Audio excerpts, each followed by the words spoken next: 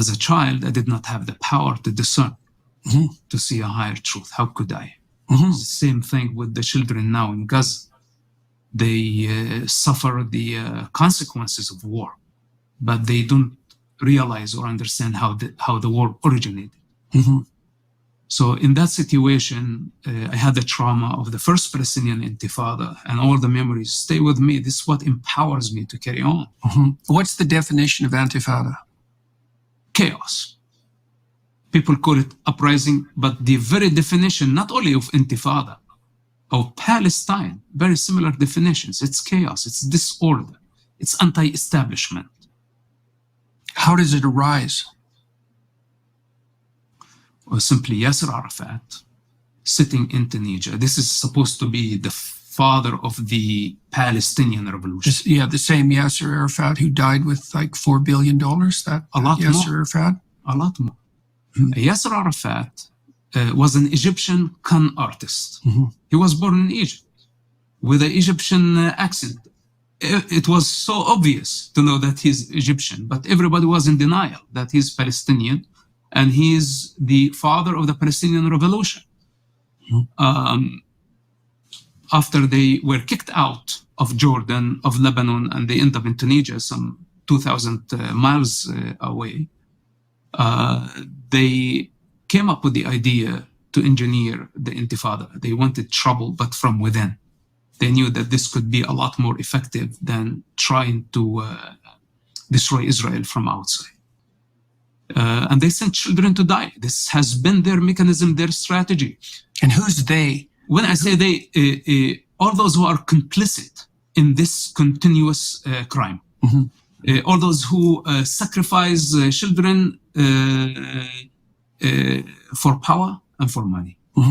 It's a fundamental part of that culture. We have to understand this. First was the ideological dimension. Then sacrificing children is not something that makes them feel guilty. It's acceptable in that culture. So now, as a student, masked men used to come, and we were just 5th and 6th grade. We were very young. And they would force all students to evacuate the school. They paralyzed the educational system. They paralyzed economy, transportation, and they wanted complete chaos.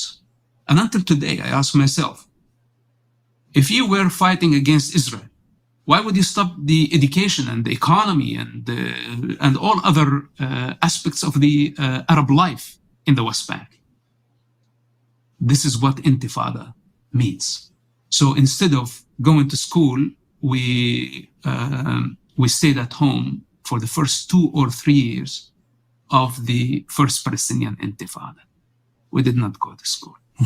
Now, instead, many of the children got engaged in stone throwing, and this became our game. I was part of that game. And many of my friends got shot in the process, throwing stones at the IDF or what we used to call them settlers, just clashing. Of course, many civilians got hurt in the process.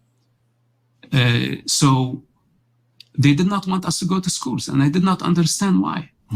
What about the economy? What about the people who were forced to shut down their stores? And if they did not obey, they became traitors. And in the morning, they came back to their stores, and they were burnt down to ashes. So by the means of intimidation, Yasser Arafat sitting in luxury, like Haniya today sitting in luxury in Qatar.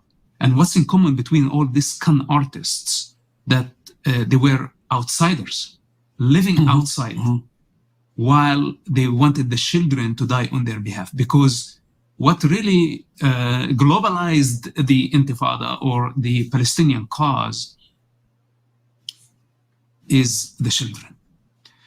During the first Palestinian Intifada, when the world saw a child in the face of a modern army, that was outrageous, and everybody sympathized with the cause. So how did the leaders of the Intifada benefit personally from putting children on the front line? What's the money pipeline precisely? I mean, Arafat ended up with an absolute bloody fortune, like an insane fortune. And I know the same thing is happening. But how exactly is that monetized?